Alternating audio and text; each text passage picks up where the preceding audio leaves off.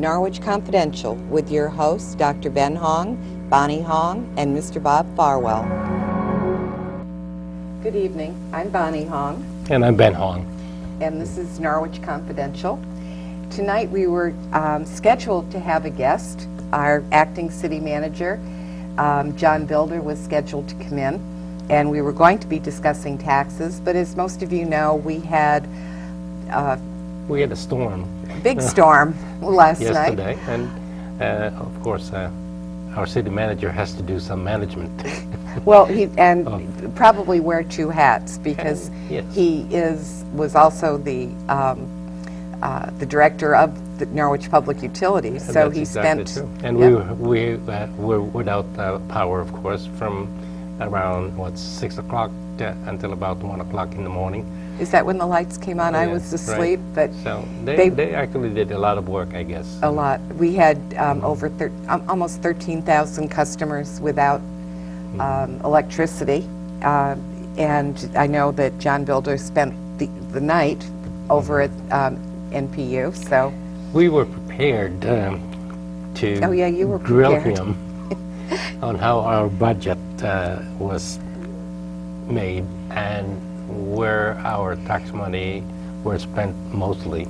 But he is rescheduled, just so right. that everyone knows. He is rescheduled already, so he is going to be coming in on July 8th, so that's in 2 weeks. And it still is a timely discussion because we definitely have to discuss about what our taxes and how our taxes are being spent, and why is it that we keep on raising our taxes, especially where we live, which is in the central district. Right. Well, and Norwich is not unique to this because almost every community is facing the same kinds of budgetary problems that Norwich has. Some are obviously much worse, which is the city that went bankrupt. We have at least one U.S. city that's gone bankrupt. Michigan has been doing a number of things on the state level to try to handle their budget crisis. It's been hasn't worked. I mean, if anything, when you begin to do austerity measures and do severe cutting in essential services, there are consequences to that. So let's start with, because we do want to beginning to talk about taxes tonight. So we know that we're paying too much, both locally. Our state taxes have gone up, and obviously we're still paying a bunch in federal taxes. It's all relative, Bonnie. For the 1%, that is not too much.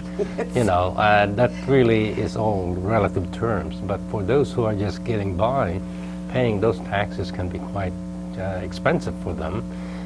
So there has to be some means of not only just austerity, but production. And I always look at this whole thing as being productive as a means of balancing your budget. There was a time, of course, when we first started here that there was a big push to attract businesses into our industrial park. And some of them, of course, came in, and a lot of them had left. And now, even in our city, there were factories there that were producing electrical equipments and so on, but you don't see anyone that is doing that anymore. Well, but we also have the same problem in the state, at the state level. The state budgets, and it's not just local budgets from property taxes, we're paying more, but the cities aren't growing. They don't have the money they need to do what they would like to do. And yet, because they can't tax the citizens anymore, the states have the same problem. I mean, we know that our infrastructure in the state of Connecticut has not been keeping up. Our tuitions at our state colleges, our state schools have gone up.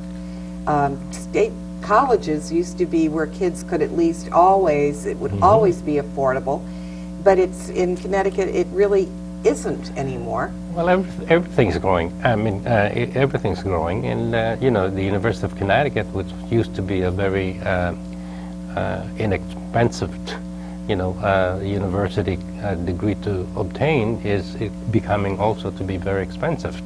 And again, we need to balance it with what our expenditure and productivity would be. Right now, it looks like a lot of our income comes from property taxes. Oh, right. Yes, we do have income taxes and so on, but for what I learned is that most of our industries had left the state. A lot have and left. a lot of them have left. But the same thing has also happened within the federal budget. You've The got same. a federal budget that They have a hard time balancing themselves. So this is the one thing that I would say that trickle-down economy works, but it is in a negative way. yeah, So the trickle-down if economy nothing- works for the taxes. If nothing comes from the federal government, then nothing comes from the state, and therefore nothing comes to the city and towns. Right, which means then Which means that the then- property owner And is... they have to make the property owners and the citizens support the city. Right. And it's only the way, that's the only way it should, But for now. But they don't seem to get this. And you asked me, well, who is they? And the fact is, they are the people that we elect. That's who is ultimately responsible for the economy. Congress is totally responsible for the economy. So that's where it kind of starts. So where are we getting our tax money? Let's start at the top, because in 2 weeks we'll be talking about the city level. Hopefully I can get someone to talk about the state budget next week. But let's start at the federal level this week. So at the federal level, what monies are they collecting? Everyone wants to believe that, oh, but the rich contribute so much. It's the poor that, they're the drag. We give them more money than they put in. Or the corporations are overtaxed. The corporations are not overtaxed. I mean, yes, we have a 35% tax rate for corporations in this country, and I think there's only one country that has a higher corporate rate than we do. One. All of the rest have lower corporate rates. I think Ireland's corporate rate is like 12%. So you have a lot of companies that located their headquarters, sometimes it's a mailbox, into Ireland so that they don't have to pay their taxes in the United States. Precisely, and that is how most businesses are run, and that they put their corporate headquarters in some small countries where they don't get taxed a lot, and so whatever profit they earn, it will be earned in those countries, and they don't get to be taxed in the U.S. as long as they keep their money outside of the United States. At the same time, that money and that profit goes to pay those very inflated salaries of the CEO and the executives of those corporations. And then yet the people that are working in the factories or the manufacturers or the mines or the however they're producing whatever their product is, those employees are still not getting anywhere near. Well, in any ways, be as it may, but we are still getting revenues. We're still getting our income. It's a matter of not just getting the right amount, but it's a matter of how much you're spending to do something else. Isn't it a matter of what is really fair? squandering what assets you may have. Because when you start saying, well, you're still getting money in, then immediately the argument goes to, well, where is the money having to go to? And immediately at the federal level, everyone begins to say, well, you have to cut all the entitlement programs. Entitlement programs include Medicare and Social Security, both of which we pay for. We pay for those. So entitlement is you're just picking up the one single focus of the discussion. Now there are several fingers to point to, and it all depends really on your elected official. And how can you as an elected official please your constituent? Well, let's build a bridge. And that is exactly what happened, that is the communist thing that they saw. Let's build a But do you think the constituents actually asked for that? For example, we know the outcry against things like drilling in the Antarctic. Let's just take that for an example. With Shell getting the permits to drill in the Arctic, which is absolutely the most unsafe place. Even our own government, in doing its own studies, have shown there's a 75% chance that there will be an oil spill because of numerous factors in the Arctic for doing this kind of drilling and exploration. It's not only the chance of an oil spill. It's what we're also doing with climate change. You had over almost 500,000 people in New York City that took the time to march in a climate change march. Those are constituents, Ben. So nothing is being done about climate change. Constituents were absolutely in an uproar over having more Shell. We have to do something about climate change, Bonnie, we would have been riding our bicycles and walking to our works and so on. And let's be honest. We talked a lot about lip services when we really don't do anything. When you do not have, again, you're taking. Let's really be clear, because the only businesses that do survive in this country are those that have the support of the federal government. If renewable energy had support from the federal government and all the subsidies, these oil and gas companies get subsidies that are our tax dollars. Now you tell me why you and I have to pay taxes to help subsidize Shell oil. I mean, that to me is outrageous. Shell actually the IRS received, I think it was 3% of the profits from Shell for taxes. It wasn't 35%, it was 3%. Well, they're going to add up everything that they paid. They do. They add up the taxes they had to pay in another country where they were drilling for oil. They add up all the taxes that they had to pay when they sold oil at the Shell gas station. Well, they have to You pay taxes you for paid the taxes properties, on that. and they have to pay taxes for their Then, employees. so don't we. If you don't add Excuse up me, everything. excuse me, so don't we. We also pay our property taxes. We also pay the tax on gas when we go to pump it at the gas station.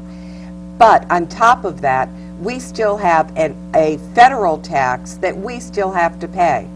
But when they listen to Shell Oil, and when I say they, I mean the people that we elect, they feel so bad for Shell that they give them subsidies to help them.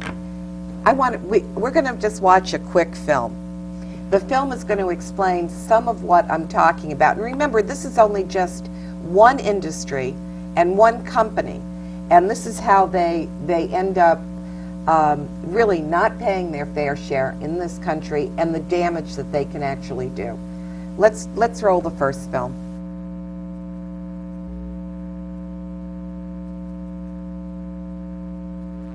Risks of drilling and how much energy we're talking about.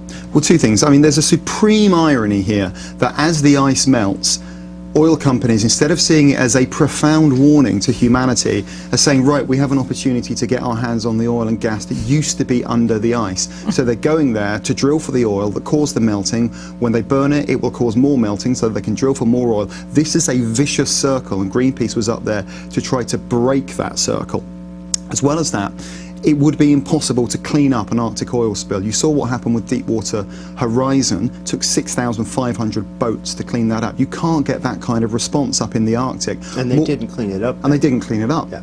And, you know, and also as the ice returns in the winter, it would stop them actually drilling a relief well, so that oil would pump if there was a blowout up there for month after month, collecting under the ice and then circulating around the pole. We got Shell's oil spill response plan through Freedom of Information, and it showed that one of the methods that they had planned for cleaning up an oil spill was to deploy a Dachshund dog called Tara with a GPS collar that was supposedly going to sniff out the ice. They would then remove the icebergs and melt them on land and take the oil out. This is a fantasy, and that's why there's a big focus on Seattle at the moment, where there are plans for Shell to send the Polar Pioneer rig up to the Alaskan Arctic. So really America's the focus of this Arctic campaign now, and there's some fantastic stuff happening in Seattle. And G7, what just came out of it? Your assessment, as people hail this as groundbreaking around the issue of climate change? Well, they say they're going to phase out fossil fuels by 2100. Great. About 70 years too late. I think we'll be toast by then.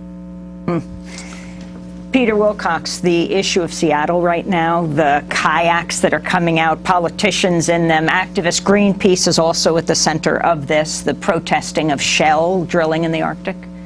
Yeah, I think it's becoming obvious to more and more people that if we burn even a quarter of the fossil fuels we have in hand now, we'll push global warming up past the 2 degrees Celsius mark, which some scientists say is just a recipe for disaster. We've already changed it 0.8 degrees. If we stopped burning all fossil fuel tomorrow, it would still go up another 0.8 degrees. So we're sniffing 2 degrees Celsius change, and there are already people dying from global warming. And when the waters come up, I mean, India has just built a massive electric fence between itself and Bangladesh because they don't want the people from Bangladesh trying to get into India when the waters rise.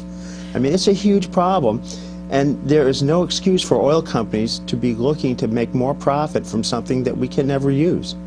It's a huge waste of energy.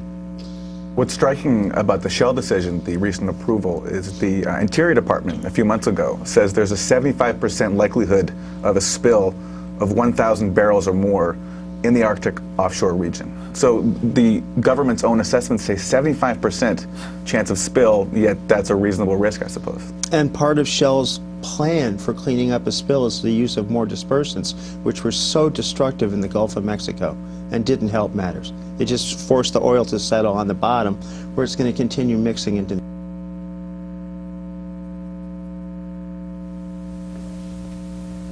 Okay, so that is just kind of an example. There's a lot of points to be made in there. There are. It depends on what point of view you are talking about. Aside from the climate change and Arctic drilling, just the point being made that who do our elected representatives listen to?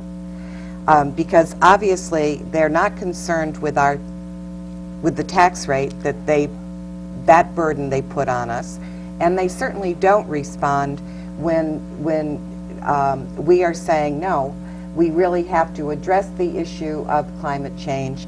Corporations like Shell should not be getting subsidies, and these corporations should be paying their fair share. There should be closings of the loopholes that allow these corporations to do inversion. Our elected officials listen to both sides of the equation, Bunny. They listen to the supplier, and they listen to the demand. The demand are the people that voted them in. So here's let's take a couple of these issues. Here's the whole Let's thing. take. All right, no, you go to the gas station, you have the pump, and it costs you over $3 a gallon. And so what do? You bid, you call your representative and says, how dare you raise the price of gas? Let's get that gas price lower, because if you don't get that gas price lower, then we're not going to vote for you. So what does the elected officer do? They go to Shell Oil and say, you get to produce more oil, and that's the only way that you can get the gas price lower. Well, that is what we're doing now. Primarily, we're chasing our tail. Now, has there anyone who come up with the idea that says, hey, listen, if we burn less oil, and like the guy said there over there, that if you burn a quarter of that oil, even though you may not have been drilling more, you are still going to continue the global warming trend, which would be basically at this time, I think, we're in the point of no return anyways. So the question really is, well, where is the demand coming from? That's a very frightening statement for you to make. Yeah. That if you really do believe that we have already gone past the point of no return. I mean, I agree with what he said, that for the G7 to say completely off of fossil fuels by 2100 will be 70 years too late. Well, that's what I'm trying to say, that they are planning for the future that does no longer exist. But then everything is purely academic, because basically the scientific fact is based on what the trend of burning is and what is going on to happen. Right, and I know that I know they have said that because it's already raised, the temperature's already raised 2 degrees. Another 2 degrees is the absolute point of no return. Well, And at this point, if we don't stop almost immediately, everything that is out there now will continue to raise those temperatures. it's basically like boiling water. You are boiling water and it is closer to boiling. And then all of a sudden you decide, well, we better cool it down, so you're going to stop the flame. Well, that water will continue To boil. to be warm and hot, and because it's going to take them a long, long time to cool that down. Well, it's too late. You already burn your hand. So it's the same thing as what the ocean temperature is. We have raised the ocean temperature in a way that it's just like the boiling water. Even if we stop burning fuel right now, that temperature of the ocean is going to stay like that for hundreds of years. And that is where what I'm saying is that we're at the point of no return, because you cannot reverse what we have done. Not immediately. After right. years and years of doing it, you cannot just all of a sudden say, well, we're going to stop burning fuel, and therefore we can reverse everything in our generation. Right. No, it won't be reversed, and not certainly not in our generation. I'm not even our grandson's generation. So we are talking about there are several issues that are being said in that video. But I want to stop, right, in that video, and I think we've tried to talk about climate change a couple of times, and how seriously the public really takes this issue. I'm not sure. We don't get phone calls on it. Yes. So I'm not sure if anybody really takes this issue seriously. But what I'm trying to say, and what you're trying to say, Bonnie, is that this is not just one issue. Right. This is not just one climate change. This is not just, say, Shell oil. This is not just drilling in the Arctic. Right. And this is not just demand for gasoline, cheap gasoline. And it's an overall package bundled together by what we, as our civilization, will be doing over the next few years, because it's a little bit too late to be thinking this way. Well, but that's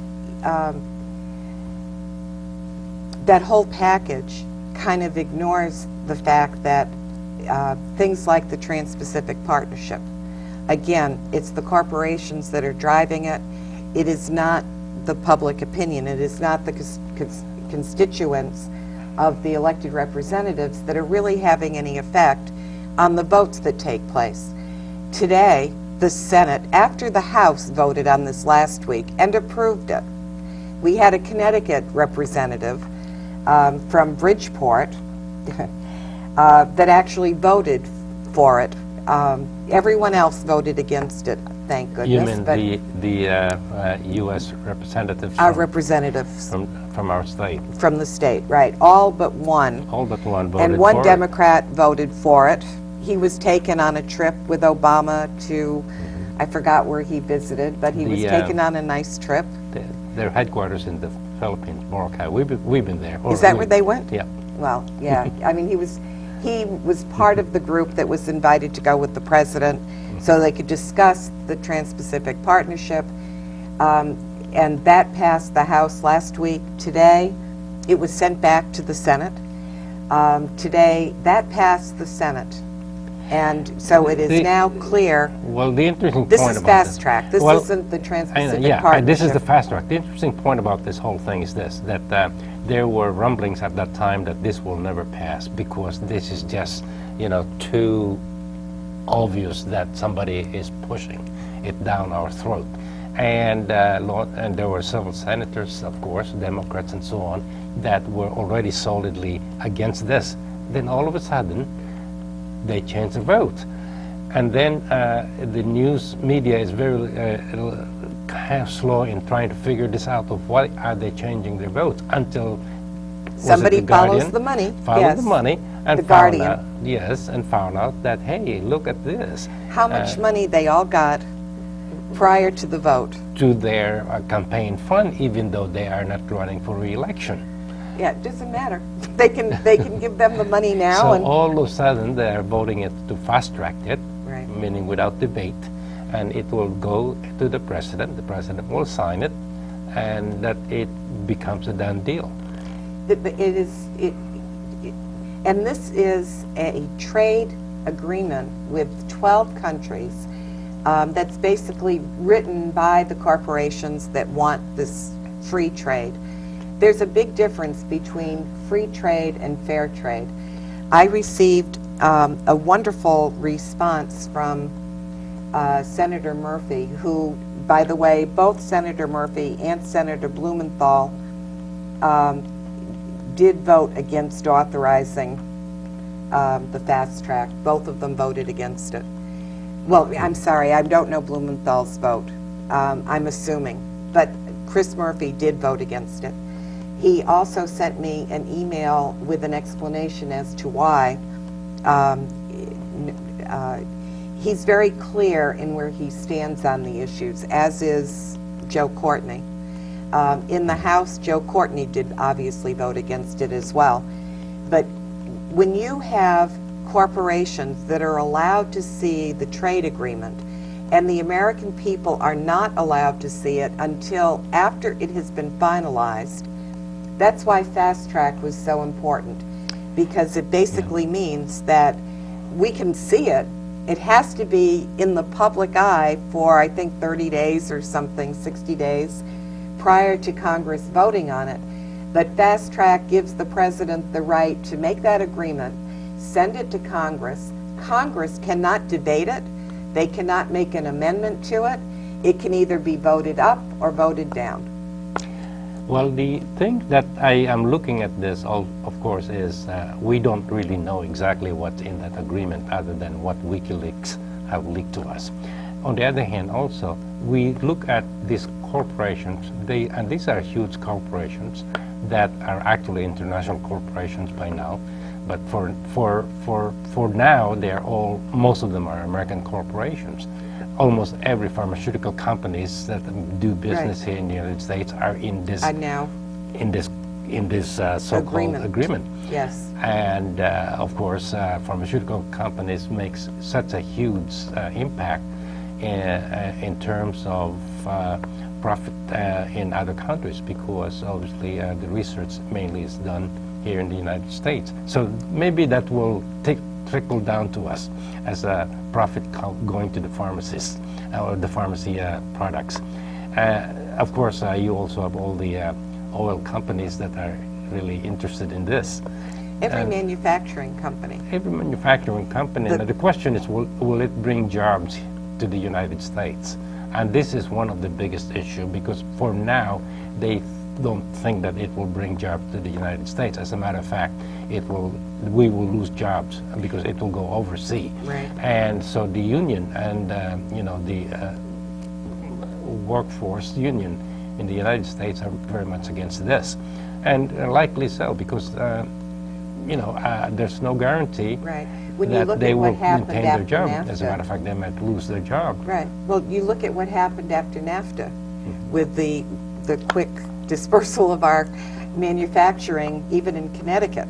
So you kind of know what you can expect from a trade agreement that includes these kinds of elements in it, especially one that's written for and by corporations. So and that's just another indication of who they listen to. And again, they are the people that we elect.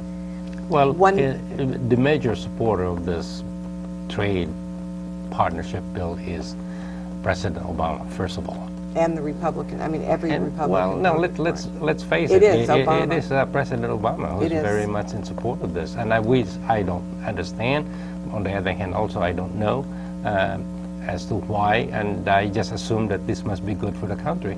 Ben, whenever a president says to me, "Trust me," oh, just trust me, this is going to be good for the country.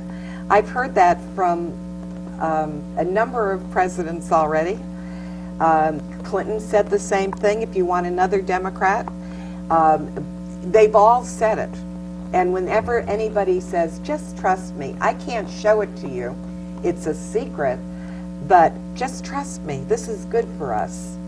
Let me decide whether it's good for us. I know that the tax rate right now is not good for any of us. The inequality of who is paying the taxes. Well, sure, you may say, well, let's bring back the 90% corporate tax. No, that's an or- individual tax for anyone or- that makes more than $500,000. And there are just so many loopholes also in our tax. And I'm not saying 90%, Ben, Right. but Because they right can now whittle with it all the down to with all the 10%. loopholes, you've had statements from multi-millionaires, billionaires who have already said that they pay less tax than their secretary because of all the deductions that they can take. And I'm sure. So, I mean, even they And know. of course, and I'm sure that they're worried about that because, like I said before, this is like a monopoly game. Where in the end stage of that game, and there's only 5 people who's holding broad walk. Is that right? The broad, and they're holding all the assets. And what are they going to end up doing? Well, they will kill everyone, and they will kill themselves too. In the end. So- But if this is still a democracy until it becomes a corporatology, a government run by the corporations. We are still a democracy, and rather than, I think it is time that we take up arms, and maybe the arm that we use is the one that holds the pen. Because when we go into the voting booth, I think it's time, instead of just listening and believing what you hear. Some of the people that you've introduced me to recently who don't believe that there is climate change, there's nothing, what's climate change? They don't believe that. In the end, Bonnie, you vote those people and you vote the people that you like. In the end, they behave exactly the same. Well, we'll talk about that in a minute too. But I think before we get off to that, They I think get we should talk seduced once about they are in Congress or the Senate. And the not all seduction of there. them, not all of them, Ben. is I the know power I know and the members fr- that have been in both the House and the Senate. And they're no longer who- there because they did not follow the direction Prescription, of right. making sure But that there are still some- you have some sustainability there. How do you do that? By making your Best campaign friend. fund huge. We can talk about that. All right, but go I ahead. think that you're right, and I do want to get to where the money is in elections in a minute. But because instead of paying taxes, they can just put it in the pockets of people that'll keep giving them more tax benefits. But where do we spend the majority of our federal tax dollars? The largest, biggest portion. Well, of course, the budget for the defense is very high, and that's about $600 billion. 600 billion. Yeah. Right. There's also a slush fund. By the way, I was really happy to see the vote. This is on the defense bill in the House. Let me find this quick. Okay. This is another part of the defense bill, but it's called the intelligence appropriation. It's still part of defense. The majority of these agencies all fall under defense. So the intelligence authorization did pass. It passed the House by a vote of 247 to 178. So at least a third of our Not bad. representatives really looked at what this was. So do you know how much money that was? Well, nobody knows. Because Exactly. like they said, it's Not just even, fun. not even our elected representatives know. Yeah. Because the amount is classified. If we ever go to another country and bribe every officers and government people, Right. we can do that. Now- and that's probably what we did in Afghanistan and Iraq. Well, how did they get those millions of dollars that they had shipped over in American currency to put into the banks? Yeah, but there are 16 intelligence agencies that all took part in this one pot of classified monies that cannot be disclosed. Now, you tell me why can't it be public knowledge how much money the CIA gets? It's national security information money. How much money they yeah, have to yeah. spend is national security? Of course. Then, that Yeah. is such nonsense. It is like saying, well, how many men do you have here and how many arms No, do you it's have not. here? Well, You don't know. Let's put it this way. What you're saying really is you're bringing up the topic that you have expenditure that are just sometimes wasteful and sometimes you just don't know where they're going to. There is Now- something very wrong when our elected officials have to vote on a bill to authorize a classified amount of our tax dollars to fund the CIA, the National Intelligence Agency, the National Security Agency, the foreign intelligence activities of the Defense Department, the FBI, the State Department, Homeland Security Department, and other agencies. But I can tell you who knows. Unclassified No, amount. no, no. There's some. I can tell you who knows. Who knows? Whoever hacked the government Yeah, they computer. probably, they have the names of everybody. I Not don't just know the if names, their that's what they salaries. said, but they know all that money and where it's going and where is it, how much exactly that slush fund is. Yeah. So if you want to know, you just ask the person or the government who just hacked our government. But there's something very wrong when that's where our money is going to, and nobody knows how much money this is. So on top of the basically $600 billion that was just appropriated to defense, there was a very interesting article that appeared in the American Conservative. So when people say, you're just such a liberal, I do read the American Conservative because they also, I'm actually neither a liberal or a conservative. I'm an American who really wants to think about every issue and form my own opinion. So, but this article was also absolutely disgusted by the amount of monies that we are pouring into defense. And it's impossible not to, because every single congressman, every single senator has a defense proportion of that budget that goes to their state. Of course. How could Courtney vote against getting a submarine and employing more people at EB? And not only that, but they will exchange their submarines for your aircraft carriers and Right, and they'll we'll make go- the deal. they'll make We'll the- vote for You vote this. for that if you vote for me, Right. and so on and so on. So it was done very well. Whoever masterminded that whole thing really is really a fail-safe thing. I know. They can just- Our audience, the majority of them, anybody that listens or reads today, is going to be way too young to remember President Eisenhower. Because most people during that period of time, our World War II vets are quickly disappearing. The ones that remember that history, that would have remembered the warnings that President Eisenhower gave. You remember him, right? Yeah, I remember, I his, remember his his vice speech. president. His God. name is Richard M. Nixon.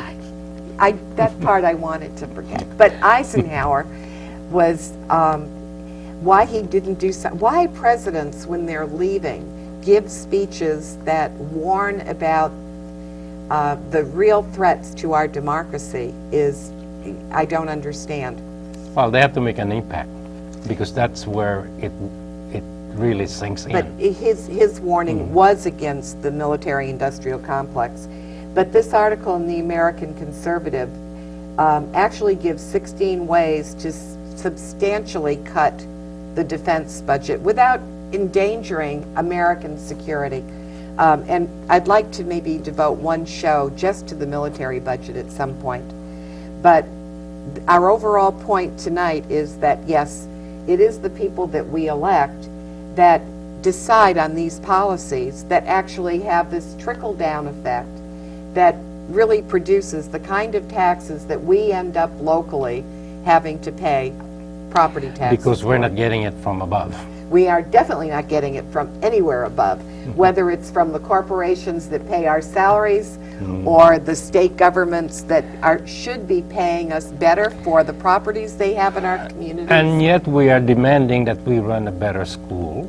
Yes, We are demanding that we get Have a better bigger- services. right. We need a We better, bigger need- police force. Right? They are understaffed. We That's know right. that. Yes, we So, need this better and we need routes, that. yeah. And this is all coming from our city budget.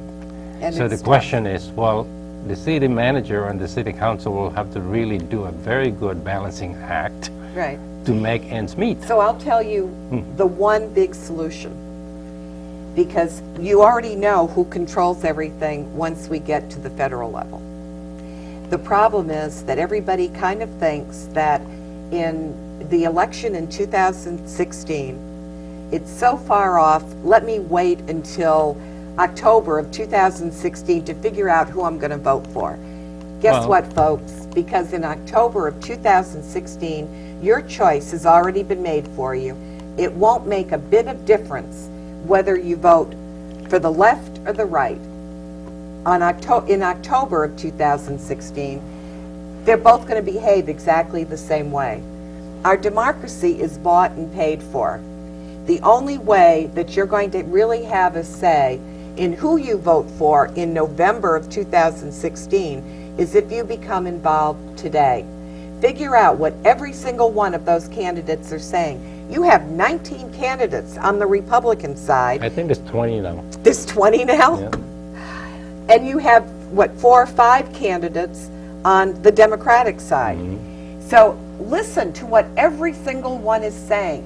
Don't just listen to the words. We listen to hope and change, and we listen to all of this, and we believed it. What you have to do is look at a record. Look at what they have done. Look at where they voted. Look at what, not just what they're saying, look at what they're saying with a critical eye. When I read an email from Senator Blumenthal, who never gives me a direct answer, and I read an email from Senator Murphy, who is right out there, I know exactly how he's going to vote. He will tell me. With Joe Courtney, I get an email and he tells me where he stands on an issue. Not just, I appreciate your view. I want to know where your view is and whether or not it has, I'm assuming it's not my view. So, but there is money in politics today that's going to affect the way we vote in November of 2016. I want you to watch this video carefully. Let's play the video.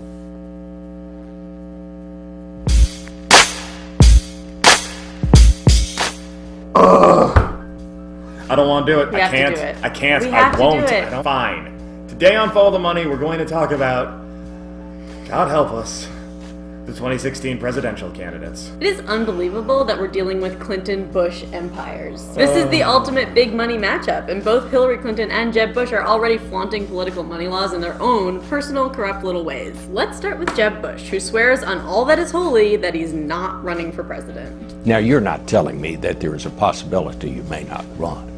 Look, I hope I run, to be honest with you. I'd like to run, but I haven't made the decision. Which is weird, because you'd have to be some kind of crazy person to do the things he's been doing if you weren't running for president. Despite the fact that he hasn't held public office in, like, what, 8 years? He's mysteriously hired a team of public policy advisors and gone on campaign-style tours of key early primary states, like New Hampshire, Iowa, and Nevada. So this guy is clearly gonna run for president. Why won't he just out and say it? You know, I'm not sure, so I am just gonna rub this giant wad of cash I found all over my body while I ponder the answer.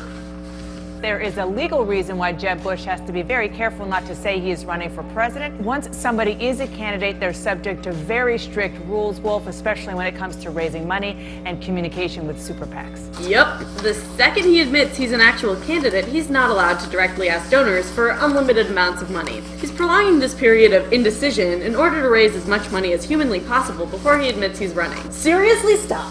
I can't. This is working really well. Bush's Right to Rise PAC set the mind-boggling goal of raising $100 million in 1 month. Remember, these are super PACs we're talking about, so they can raise and spend unlimited money from anyone. Rich dudes, corporations, unions, anyone. Jeb Bush has even had to ask his donors not to give more than $1 million at a time because, and I swear this is true, he didn't want to look like he was in their debt. You know, this Jeb Bush guy, I thought he was a total sellout, but once I saw that all the donations to his super PAC were capped at around 4 times the average cost of a new house, I realized he's just an average Joe like me. What a joke. So where does Hillary Clinton stand on the money issue? We need to fix our dysfunctional political system and get unaccountable money out of it once and for all. Hey, you know what? Good for her. It's about time somebody stood up for regular, working class people, and oh my god, that was all just total bullshit, wasn't it? Hillary Clinton is now the first Democratic candidate of the super PAC era to, quote, embrace her super PAC. Hillary Clinton is regularly meeting with representatives of her super PAC. She is raising money for him. Hillary Clinton is taking things even further than Jeb Bush by straight up coordinating with the super PAC, even though she's already an official candidate, which is insane. Yeah, this story kind of got buried for some reason, but it's actually a huge deal. Now, Hillary Clinton's lawyers claim they found a loophole that makes this direct coordination legal, but this might be the furthest anyone's ever pushed the boundary between candidates and super PACs. The whole point of a super PAC is that it's supposed to be independent. That's why they're allowed to raise unlimited money, because the candidates aren't supposed to have anything to do with them. Yeah, candidates' campaigns are subject to very strict donation limits, specifically to prevent corruption. But when people like Jeb Bush and Hillary Clinton get this cozy with their super PACs, the limits are pointless, because everyone knows exactly who's donating millions and what they want in return. And that's why it's especially rich when someone like Hillary Clinton tries to act like she's the champion of getting money out of politics while simultaneously completely flaunting the rules that are already in place to stop money from corrupting politics. And yeah, I get it. You have to play by the rules that are there if you want to compete. Fine. But pioneering a huge new loophole that every future candidate will use is a completely different story. So get ready for the storm. This election season is going to be an absolute nightmare. But lucky for you, we'll be here to cover all of it. Thank you for watching Follow the Money. Please help us spread the word about corruption by passing this along to your friends and family, and follow the links at the end of this video or in the description to subscribe to our YouTube channel. I'm Mansoor. And I'm Zip. And we are Represent Us. You don't have to go home, but you can't stay here.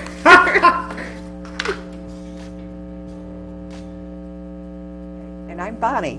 And you're Ben. I'm Ben, and those two guys are very naive, and they have no idea. I wish I could bring a sense of humor, Ben. Put it simply, it's really not the real world, first of all. What isn't? What they're trying to do, and of course there's going to be loophole followed. If there is a rule, oh my God, don't there is going to be somebody who's going to break that rule. I beg and you, please don't do it. Unfortunately, in this election or any other election, is the person with the biggest war chest that can win. All right, but that's exactly what I'm trying to say. We are today, right now, in an even field.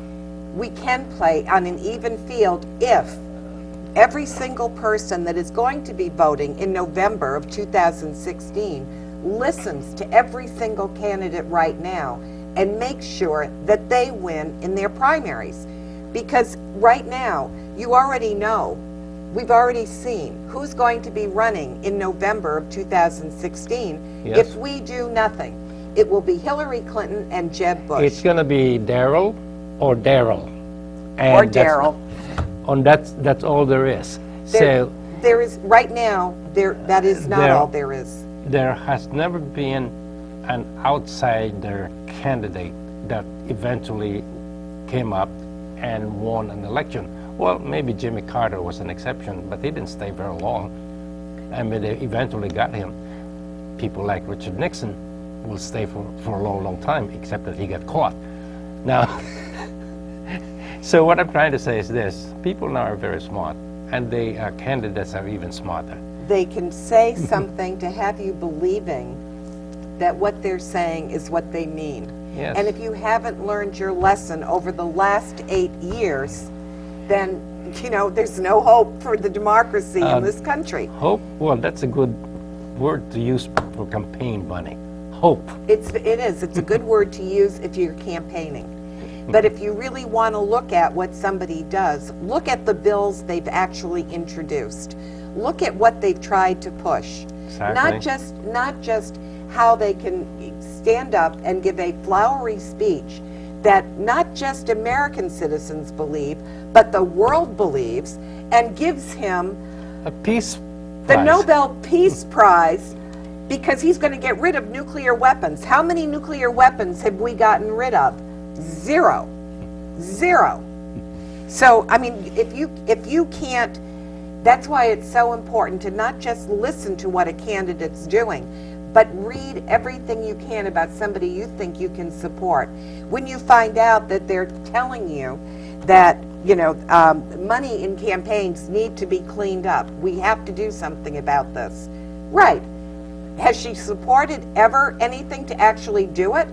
No.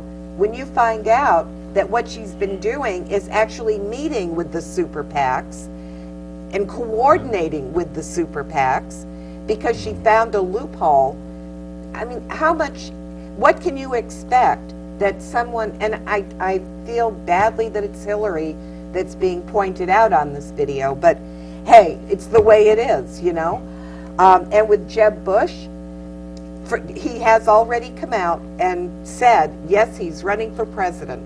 So I guess maybe he's decided he can use Hillary's loophole as well. He doesn't have to stay in the shadows any longer.